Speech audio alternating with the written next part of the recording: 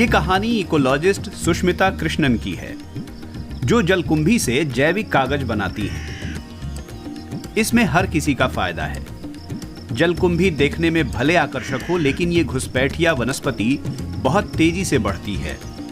मूल रूप से दक्षिण अमेरिका से भारत आई जलकुंभी झीलों और दलदली क्षेत्रों को अवरुद्ध करके इकोसिस्टम को नुकसान पहुंचाती है।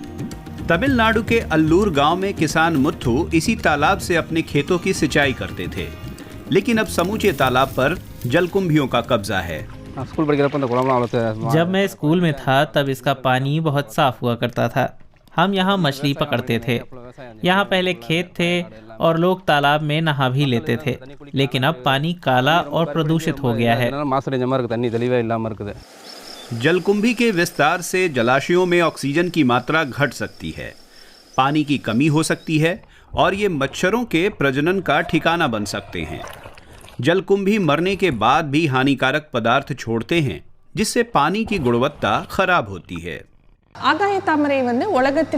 International union for conservation of nature ने जलकुंभी को दुनिया की पहली पानी की घुसपैठिया प्रजाति के तौर पर चिन्हित किया है। एक अकेला पौधा 2000 बीज पैदा कर सकता है। अनुकूल स्थितियां हों तो 1 हेक्टेयर में 700 टन जलकुंभी पैदा हो सकती हैं। अगर इनके विस्तार को काबू न किया जाए तो जल स्रोत में ऑक्सीजन का स्तर काफी ज्यादा गिर जाएगा, जिससे मछलियां मर जाएंगी। आर्थिक और पारिस्थितिकी दोनों तरह से नुकसान होगा। 24 साल की इकोलॉजिस्ट सुष्मिता तिरुचिरापल्ली के नेशनल कॉलेज में इस समस्या से निपटने के लिए काम कर रही हैं। सबसे पहले तो हम पानी से जलकुंभी हटाते हैं, फिर उसे काटकर पीसकर उसका गूदा निकालते हैं। गूदे में प्राकृतिक बाइंडर्स मिलाए जाते हैं। इस प्रक्रिया में हम कागज के फ्रेम इस्तेमाल करते हैं। फ्रेम को गूदे में डुबाने के बाद एक कपड़े पर रखा जाता है और सूखने के लिए छोड़ दिया जाता है। ये प्रक्रिया काफी सरल है। कागज पूरी तरह गलनशील होता है और उसमें कोई रसायन नहीं होता है। पूरी तरह वनस्पति पर आधारित होता है।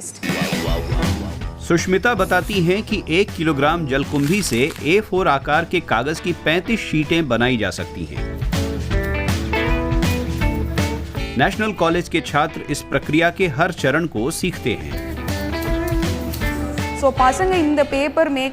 सुष्मिता की तकनीक को स्वयं सहायता समूहों के साथ साझा किया जा सकता है। उन्हें जलकुंभी जमा करना सिखाया जा सकता है। वो उसकी प्रोसेसिंग भी सीख लेंगे, तो उससे अलग अलग ग्रेड की चीजें भी बना पाएंगे। छात्र इस ज्ञान को हासिल करके गांवों या समुदायों तक पहुंचाकर उनकी आय बढ़ाने में मदद कर सकते हैं।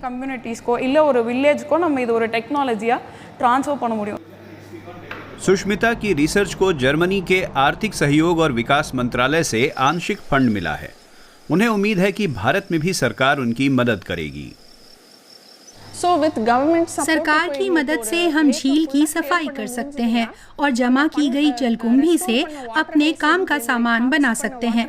जल स्रोत अपनी प्राकृतिक अवस्था में लौट आएंगे और लोग फिर से उनका इस्तेमाल कर पाएंगे। सुष्मिता को उम्मीद है कि एक दिन भारत के सभी जल स्रोत फिर से सेहतमंद हो जाएंगे। वो एक नुकसानदेह घुसपैठिया प्रजाति को उपयोगी संसाधन में बदल रही हैं।